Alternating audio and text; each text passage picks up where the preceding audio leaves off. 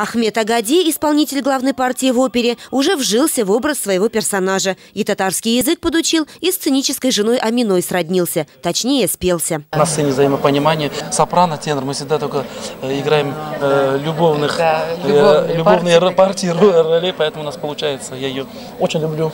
Я тоже взаимно.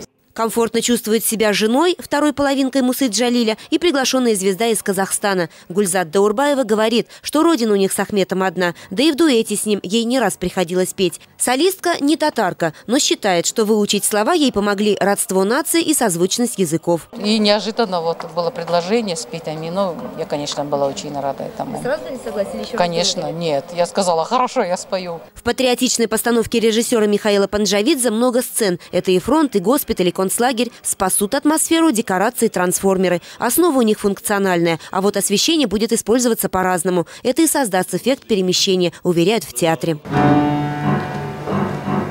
Боевая техника выполнена мастерами из Екатеринбурга по подлинным образцам военного времени. В целях безопасности настоящего оружия, конечно же, не будет. Но муляжи пистолетов, винтовок, зениток профессиональные. Их размеры и цвета соответствуют оригиналам. В кобуре у меня бутафорский пистолет, скажем так, люгер времен войны. Вот.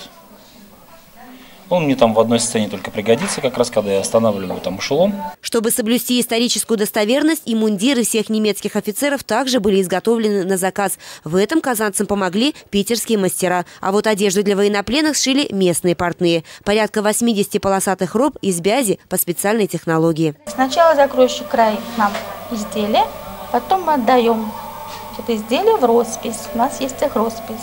Отдельное слово о музыке к опере. Джалиля 55 лет назад создал Назиб Жиганов, близкий друг поэта-патриота. Одна из нынешних задумок была сделать оперу более современной, к оркестру добавить инструментальную музыку. По крайней мере, так было на первых репетициях. Мы попробовали ввести какой-то такой современный элемент в оркестровую партитуру, но сейчас отказались от этого. Музыка Жиганова останется такой, как написал ее композитор. Кстати, опера приурочена к столетнему юбилею самого композитора. А на премьере среди зрителей будет дочь поэта-героя со своим внуком. Премьеру казанцы увидят 19 сентября. Лера Давлетова, Евгений Анисимов, столица.